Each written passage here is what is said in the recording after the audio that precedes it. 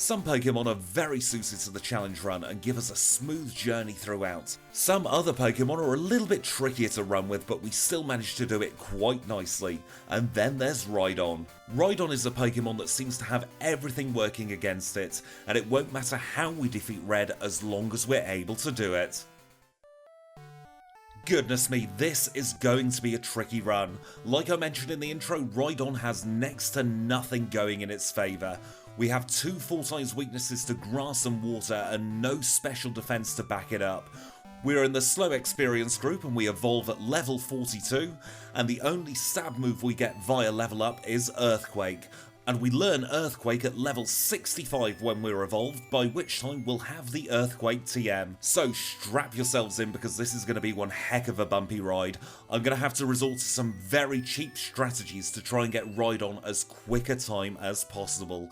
So let's all take a deep breath and see the stats of the Pokemon we're working with.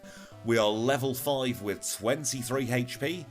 As always, we're holding that berry and our moves are Horn Attack and Tail Whip. And in terms of stats, brace yourself because we've got 13 in attack, 14 in defense, only 9 in the specials and just 7 in speed.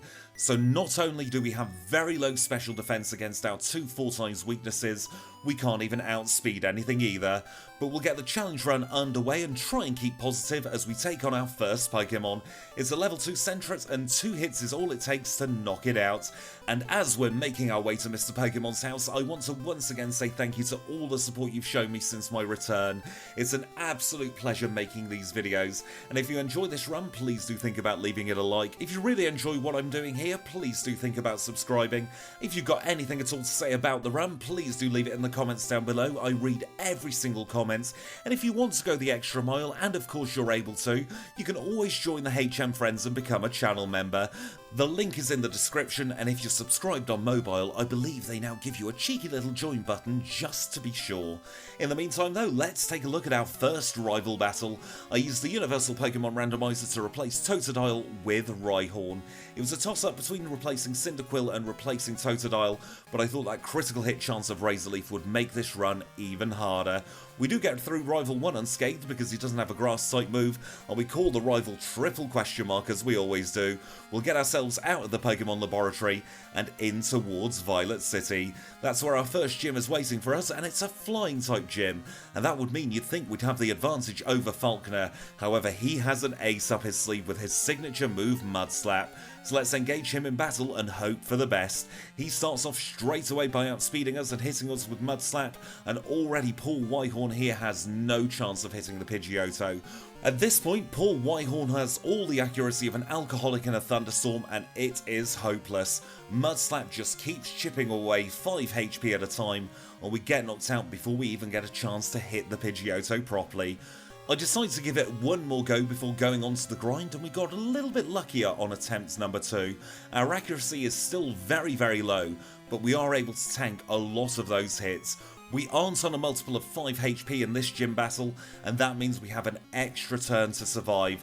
We don't even need it though, because we hit the Pidgeotto enough times, we knock it out, and we're through our first badge in a time of 6 minutes and 32 seconds. That was pure luck. That could have been an awful lot longer.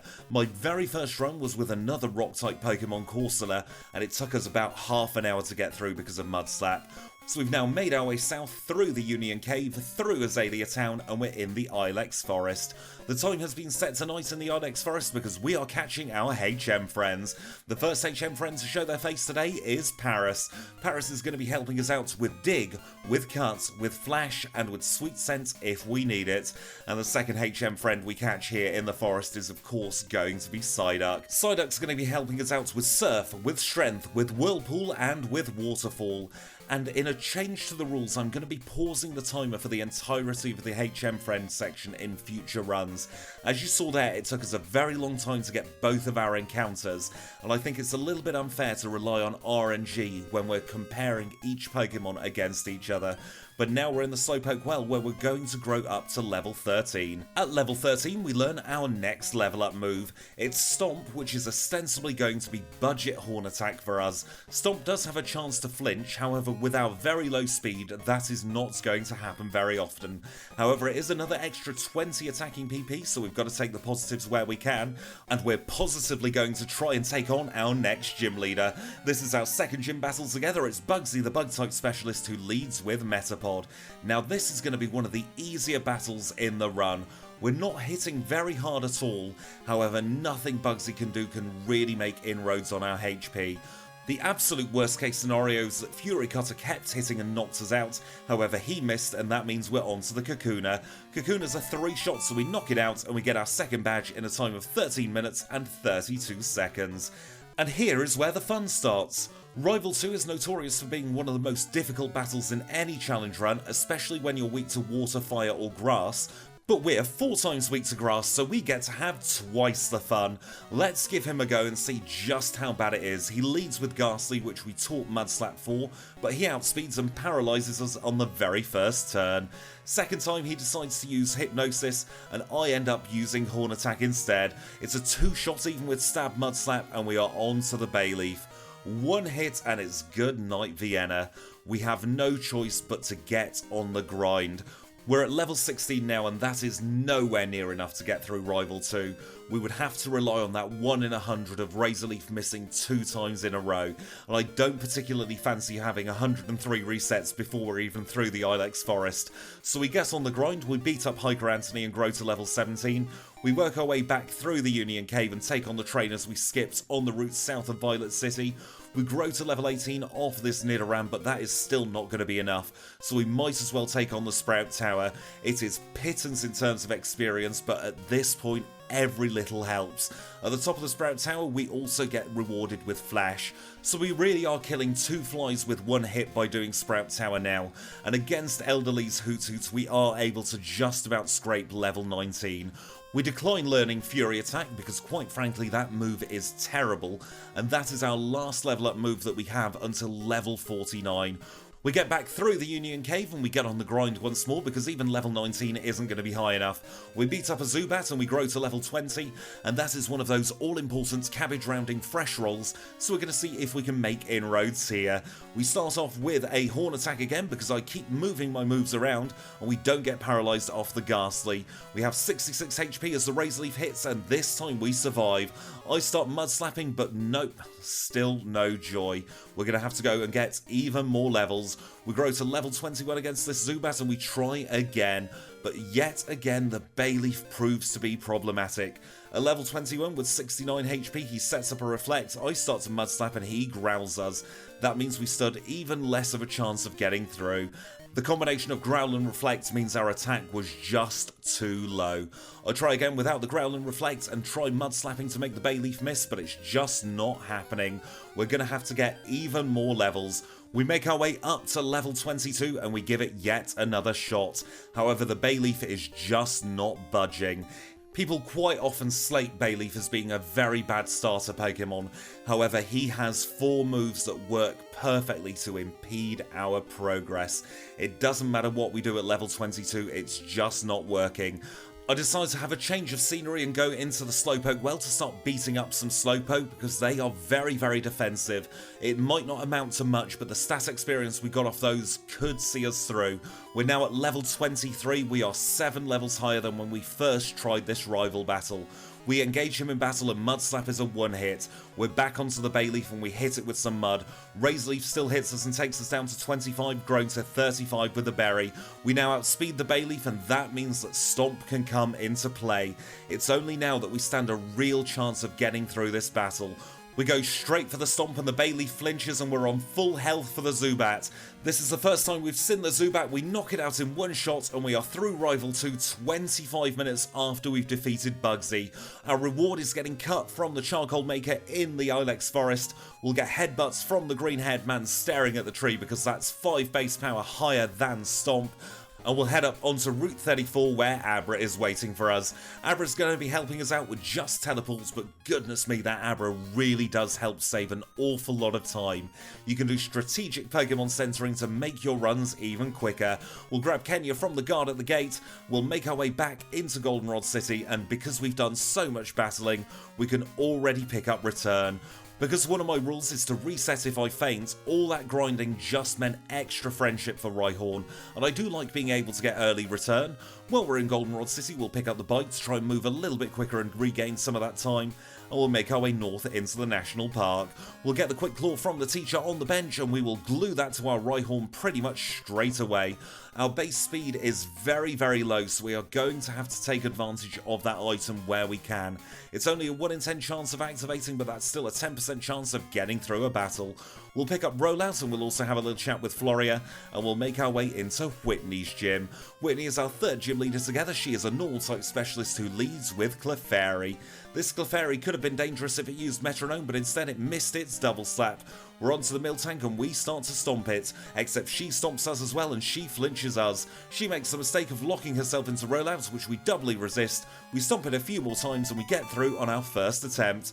We have the plain badge in a time of 48 minutes and 10 seconds. So let's now leave the gym and pop next door into the flower shop, where we'll have another chat with Floria and her eavesdropping so-and-so of a sister. She'll give us the Squirts bottle though, and we'll use that to get rid of the pesky tree blocking the route to Ecruteak City. While we're there, we'll pick up a reward for getting rid of the tree, and we'll make our way towards the Lake of Rage. We're going to be getting Hidden Power early in this run because I want to try and get as many levels as possible. There are a couple of Nidoking trainers on my routing here that are very good stat experience, and for those of you wondering, our Hidden Power type this time is Flying. Flying seems to be the best choice overall, but we're not going to be teaching it quite yet, and instead we're going to be taking on the Kimono Girls. As always, I'll show you the battle where we have the type disadvantage, but in this case we just flinched the Vaporeon and we knocked it out without taking any damage. Our reward is Surf from the man staring at the stage, so we'll put that in our pocket and teach it to Psyduck later, and we'll go west out of Ecruteak City. We're going to make our way all the way into Olivine City. We'll pick up Strength from the man at the cafe, and then we'll head into the Lighthouse. Our best option at the moment is to keep getting levels. At the tippy top of the tower, we meet our friend Jasmine. She's burnt through her stash of secret potion and is asking us to get more using Ampharos as an excuse.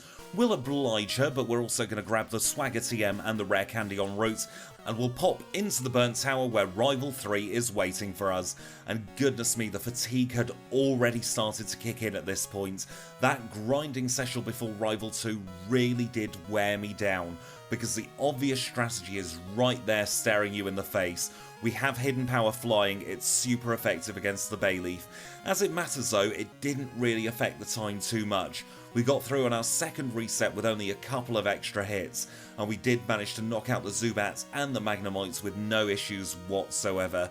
So in total, we probably lost about 20 seconds, which on a run with this pace is really neither here nor there. It's not going to be tight between any Pokemon at this particular speed. So we'll fall through the floor, we'll release the beasts, and then as soon as I got into Morty's gym, I started kicking myself. I taught Hidden Power because I wanted to have more than one move to hit the ghosts, and it hit me. It was a flying type move all along.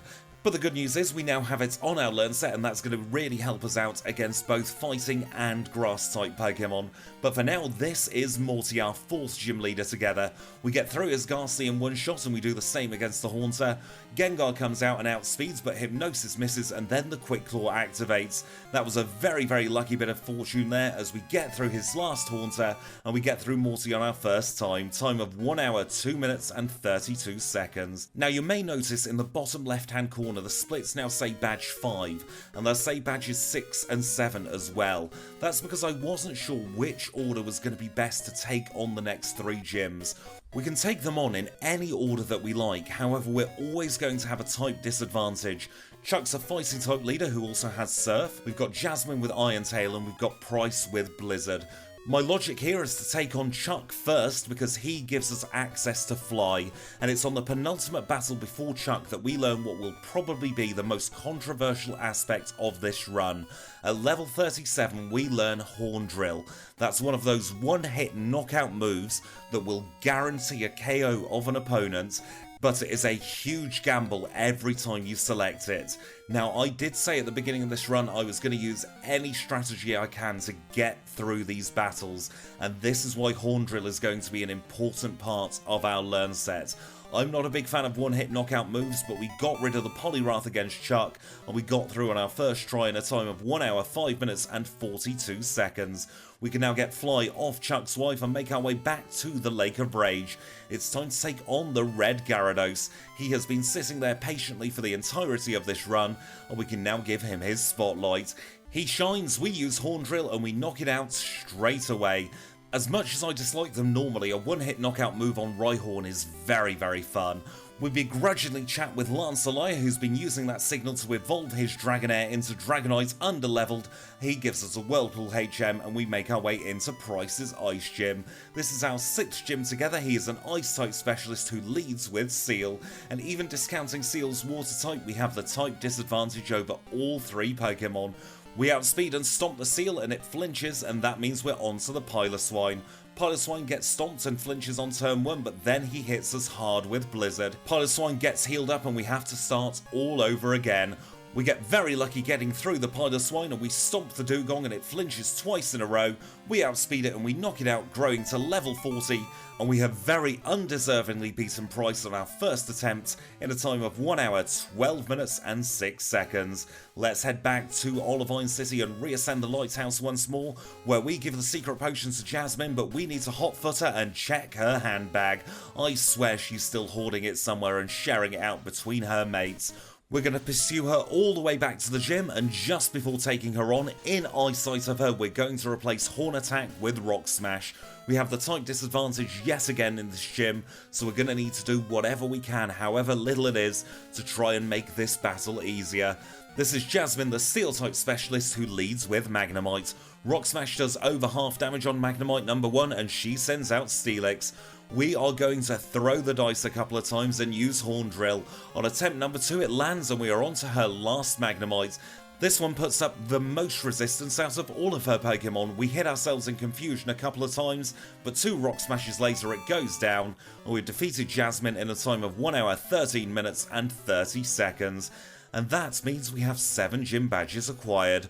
And it's at this point in the run I like to slow the pace down and do a little bit of housekeeping to pick up some important items. We'll pick up the rare candy outside of Violet City, we'll grab the King's Rock from the man in the Slowpoke Well, we're also going to make another trip to Goldenrod City to grab the rare candy south of the daycare. Those 3 items are very important to have and we need to pick them up at some point. And because the rival battles have been so tricky, I thought it was best placed before we take on rival number 4. Before we do though, we're going to make a couple of changes to our learn set.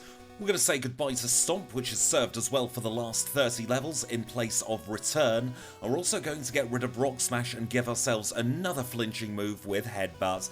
Headbutt has slightly lower PP than Stomp, but that extra 5 base power might make all the difference. We'll test those moves out against the 4th rival battle. He leads with Golbat and we knock it out in one shot, and here comes Meganium. I get a little bit cheeky and I'm having too much fun with Horn Drill, but it misses 3 times in a row and finally connects on attempt number 4.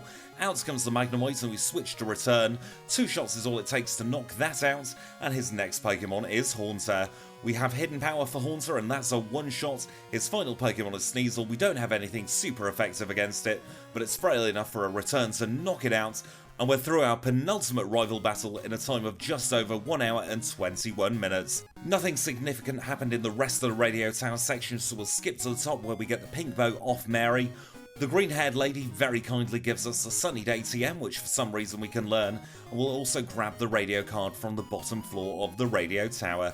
With that, we've got everything we need in Goldenrod City, and we can start making our way east towards the Ice Path. The only thing we need to pick up in this instance is HM07, which is Waterfall, and we'll teach that to Psyduck along with Whirlpool. We'll make our way through the rest of the path and into Blackthorn City. In Blackthorn City, the only thing we've got to do is take on Claire. She is our 8th and final Jotonian gym leader. She's a Dragon-type specialist, and she leads with Dragonair. Return is a one-shot on Dragonair number 1, but it was a critical hit. However, we don't need to worry about being paralysed from Thunder Wave. She sends out the Kingdra and we try a Horn Drill, Surf hits us and knocks us out. We're going to try again once more with the Horn Drill strategy because quite frankly it's far too much fun. I really should not be left in charge of a one-hit knockout move. This run in particular, with all the pain before, it's so satisfying seeing those pesky Pokemon get knocked out. The third Dragonair is no issue whatsoever, and we're through clear on our second attempt in a time of 1 hour 30 minutes and 56 seconds. And with that, we have all 8 Johto gym badges. That means we can start surfing east towards the Pokemon League. We'll obtain the rare candy east of New Bark Town, make our way through the Tojo Falls, and we'll get the Sandstorm TM. Being a rock-type Pokemon, it is quite handy to have, even though I absolutely loathe the chip damage from it. We'll start making our way through Victory Road, and we will throw a little bit of a party because we can pick up TM26. That contains Earthquake, and we are learning it 14 levels earlier than if we'd have waited for leveling up. And for the first time in a very long time, we have a stab move as we say goodbye to Headbutt and hello to Earthquake. A base 100 power with stab is a base 150 power move, and this is a bit of a game changer. We now have weights behind our punches. We're going to get rid of the Sneasel in one shot with Return though, and out comes Meganium. Horn Drill hits it straight away and it's a one-hit knockout, and here comes Kadabra. We use Return against the Kadabra and it's a one-shot, so he sends out Magneton. Horn Drill was a genuine misclick on this particular occasion, however it got the job done. We swap to Earthquake for the Haunter and out comes Golbat. Return is more than powerful enough to take care of Golbat, and how the tables have turned. We've gone from having one of the biggest struggles with the rival to defeating him without taking any damage. Let's now head into the Pokemon League, heal up our Pokemon whether they need it or not, and say thank you to the HM friends. It's thank you to Kenya, to Abra, to Psyduck, and to Paris. You've all been a great help in the Johto region. Get some well-deserved rest while Rhydon takes on the Pokemon League. With our full resource acquired, let's take a look at our stats. We have 194 HP at level 51. We're holding the Quick Claw with Return, Earthquake, Horn Drill, and Hidden Power. We have 172 in attack, 162 in defense, only 89 in the specials, and just 82 in speed. We are very top heavy in terms of stats, and our first challenge is Will. Will is a Psychic-type trainer who will lead with Xatu.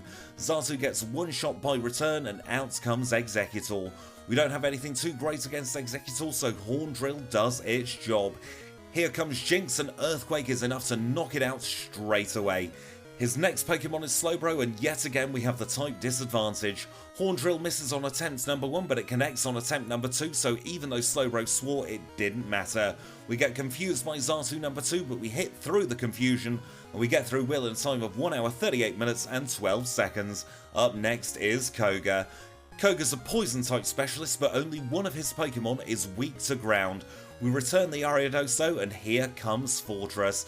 We use Horn Drill to knock it out in one shot so it doesn't go boom, and his next Pokemon is Muck. We're going to take advantage of Muck being weak to ground by using Earthquake, and out comes Crobat. We use Return because Double Team is always going to make Horn Drill miss. We don't have that kind of luck, and we finish off Venomoth with Hidden Power.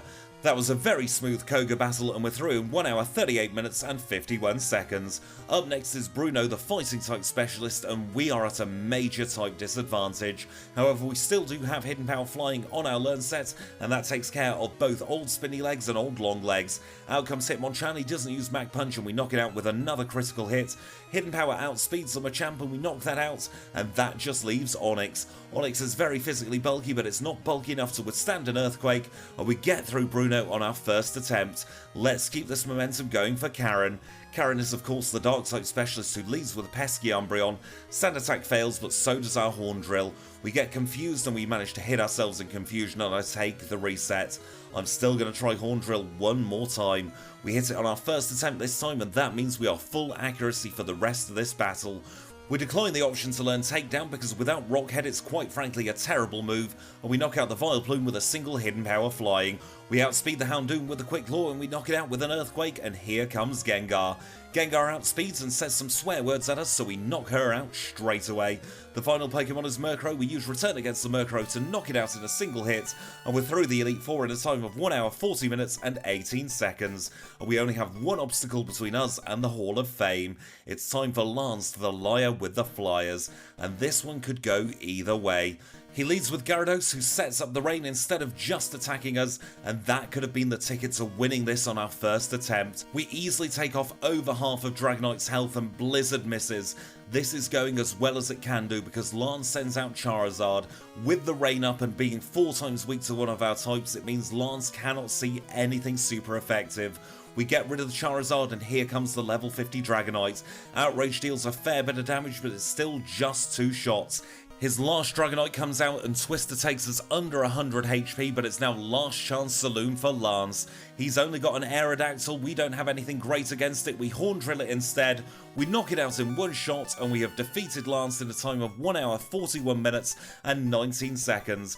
And our Hall of Fame time is 1 hour 41 minutes and 35 seconds. Horn Drill absolutely got us through the Johto section of this run in a far quicker time than we had any right to, and the fun's only going to continue, so don't you dare go anywhere because Kanto is next. And we're back where it all began outside our home in Newbark Town, where Professor Elm has a little present for us. He's going to give us the SS ticket to allow us to get on board the SS Aqua and make our way into Kanto proper. Before we do that though, we've got a couple of little bits to finish up here in the Johto region. We're going to welcome back the HM friends, so it's a warm welcome back to Kenya, Abra, Psyduck and Paris. They had a lovely little trip all the way to Melbourne this time. We're going to grab the rare candy in Mount Mortar, and we're also going to pick up the one in the Whirl Islands. And the reason we pick them up at this point in the run is because you need Waterfall for the Mount Mortar one, and the Whirl Islands are practically on our doorstep going to Olivine City. But a hop, skip and a jump takes us all the way into Vermilion City, where the first thing we do in Kanto is the last thing we do in Johto. We're going to get another rare candy, this time from the chairman of the Pokemon Fan Club. We'll make a very flying visit through Saffron City and into Celadon City. We have a chat with the man at the very top of the Celadon condominiums who gives us the cursed TM. We'll grab the leftovers from the bin in the cafe, the PP up from the bush, and now it's time to take on Erica. Erica is our 9th gym leader together and our first Cantonian gym leader, and she is a grass type specialist who led with Tangela.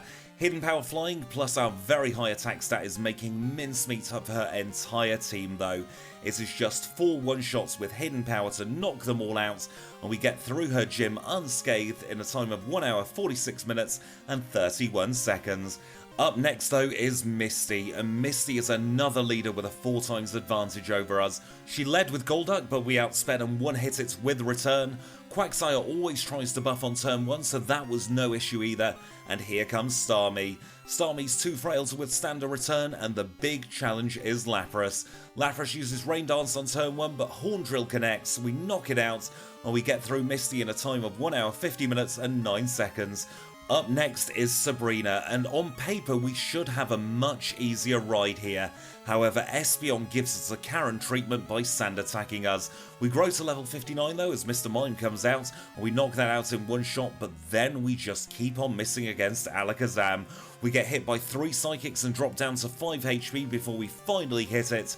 We knock it out and we're through Sabrina in a time of 1 hour 50 minutes and 48 seconds. Up next is Surge, the electric type specialist who leads with Raichu, and I don't think it's unfair to say that this will be an absolute breeze. There's next to nothing that any of his Pokemon can do. We have the type advantage over every single one of them, so this battle really is just a mash A simulator. You press Earthquake and you win, as all of his Pokemon try in vain to take us down below 200 HP, but nothing happens and we defeat all of them to get his badge in a time of 1 hour 52 minutes and 39 seconds. The final gym leader in our rapid fire gauntlet is Brock. Brock, just like us, is a rock-type specialist, which means a lot of his Pokemon are very slow, and with having almost 20 levels advantage over all of them, this is a very easy battle. Earthquake is super effective against all of his Pokemon, we outspeed every single one of them, so this was trivial. Even Onix with its huge defense didn't put up enough resistance, and we get through Brock in a time of 1 hour 54 minutes and 13 seconds. Let's now go on a trip down memory lane as we head through Pallet Town. And you may have noticed that the Route 1 music is playing. That's because Rhydon was the very first Pokemon ever created, so it felt only fitting to use the first route music that you would ever hear as we're going through the first area you see in a Pokemon game with the first Pokemon ever created. We unlock Blue's Viridian City Gym, and we also grab the rare candy off Cinnabar Island, and now it's time to take on Blaine. And Blaine is our third gym leader in a row where we have the type advantage. Poor Makago goes down in one hit, Rapidash isn't rapid enough to save itself, and neither is the Bumhead Fire Duck. All three get knocked out with a single Earthquake, and we're through Blaine in a time of 1 hour 55 minutes and 23 seconds. Our penultimate gym leader is everyone's favourite pushover, Janine. Janine's a poison type specialist, which on paper means we should have the advantage, but just like her father, she's also a bit of a bug type trainer, so the only time we get super effective moves with Earthquake is with her pair of Wheezing. It really doesn't matter though if we're super effective or not. Janine's Pokemon are all such low levels that we get through all of them in one hit. We get the Soul Badge in a time of 1 hour 56 minutes and 3 seconds, and that means we only have Blue left to go. Now, a quirk of Blue's AI means that if we lead with a Rock-type Pokemon such as Rhydon, Pidgeot is almost guaranteed to use Whirlwind on turn number 1, so I cycled back to the Pokemon Center and deposited the HM friends. I don't count that as a reset because I completely forgot about that quirk of the AI when I first engaged him in battle. However, if you do, add 1 to the reset counter and then we'll all be in sync. Let's pick up the battle though as we knock out the Alakazam and we're halfway through his team. It's Rhydon versus Rhydon and we knock out his Rhydon in one big Earthquake. Out comes Gyarados because he has the flying type, but Hydro Pump hits us very hard and we get knocked out. We're going to have to take that battle all over again. We use Return against the Pidgeot as Whirlwind hits us for no damage whatsoever. He gave us a teeny tickle on turn 2 though, and we are back onto the Exeggutor. Exeggutor only has a 2-turn move, so that is a very free bit of this battle. Alakazam throws a spanner in the works by setting up a Reflect, but even with the Reflect up, we're taking it almost to knockout range. We get through it on 3 attempts, and here comes Rhydon. It's Rhydon versus Rhydon once more. We critical hit and we knock it out, and he sends out Gyarados. Hydro Pump and Horn Drill miss on turn number 1, and here for the very final time we get a Horn Drill to knock out a Pokemon, and we finish off his Arcanine with Earthquake. And with that, we have our 16th and final gym badge in a time of 1 hour 58 minutes and 47 seconds. Let's make our way back to Pallet Town and have a little chat with Professor Oak. He grants us access to Mount Silver where our ultimate challenge is awaiting us. We only have Red left to go. So we'll cycle west of Viridian City and on to Route 28. We'll pick up our 10th and final rare candy en route. We'll teleport to the Pokemon Center and make our way into Red's room on the 2-hour mark. It's now or never, let's see how Red goes. We get a Quick Claw activation on turn 1 against the Pikachu and we easily knock it out. Out comes Espeon and our low special defense comes into play once more. We almost but not quite knock it out with Earthquake, and even on attempts number 2 when I was at full HP for the Pikachu, he sets up a Reflect, and Psychic still deals huge damage. Now normally I would use Rare Candy straight away, but we are so close to level 63 that I decided to knock out a couple of wild Pokemon and then try again. He leads with Pikachu and this time we don't outspeed it. Return is enough to one-shot it though, and we are back onto the Espeon. To get a little bit of info, I decided to use Return this time, and it turns out we take off just over half health with Return. Psychic is still dealing huge damage, but we're on to the Venusaur. Venusaur has Giga Drain on its learn set, but he decides to take in the sunlight. The Reflect is up though, and Return is doing next to nothing at all. Let's go up 3 levels to try with our first set of rare candies. We're now at level 66 and Pikachu uses Quick Attack instead of charming us, so we have an attempt at a red fight. Psychic is still hitting us for huge damage though, and Return is doing just over half. And I've now got to be honest with you, I completely choked this red battle. On review now, the strategy is staring me in the face for all of us to see. We get rid of Horn Drill, replace it with Curse, and a combination of Return, Hidden Power Flying and Earthquake would deal neutral damage or super effective damage against all of his Pokemon, and if I'd have used Hidden Power Flying against the Venusaur, I would have been able to get through at level 66 instead of relying on Return. This run in particular, combined with the Raichu run and the Ninetales run, made me feel like I needed to take a little step back. I then injured my thumb in quite a serious way, and those two in combination are part of the reason why I took the break. My gameplay had slipped quite significantly throughout the course of March, and I got myself to a point where I was not able to get any good quality runs done at all. In the period of late March, I had about 5 or 6 runs that just failed completely because I was playing badly, and the runs that I did take to completion past Red I feel were not as good as they could have been, so I will be redoing a lot of these runs on stream. However, it would be totally unfair to the rest of the Pokemon on the leaderboard, and it would also be unfair on all of you viewers if I didn't showcase these Pokemon in their original runs. So that's why we've had Ninetales in the last run and Rhyhorn in this run. But we are absolutely going to make the most of Rhyhorn's run, because even with a bit of duff gameplay, getting to Red in 2 hours with Rhyhorn was quite remarkable, and I was so proud of this Pokemon. I might not have got to grips with him, but he definitely got to grips with a lot of the game, a lot easier than I was expecting. And even though there were some problematic sections throughout this run, some caused by me, some caused by Rhydon, magic can and does still happen in these runs. We take on Red at level 73 on our 45th reset. We start using all the swear words we know against Red's Pikachu. We get our attack up all the way to 979. There is nothing that will stand a chance against us now as long as the Espeon doesn't hit us with a Reflect. We outspeed with a Quick Claw and we knock it out. Now all we need to do is dodge the Hydro Pump and hope that Body Slam doesn't paralyze, because we're through Venusaur, we outspeed the Blastoise with the Quick Claw and we get rid of it. Snorlax is going to outspeed us because we only have 37 speed. He goes for Body Slam instead of Amnesia, but it doesn't paralyze and we say goodbye to the Sleepy Bear. His final Pokemon is Charizard. We use Return. We knock it out and we are through Red in a time of 2 hours, 9 minutes and 35 seconds.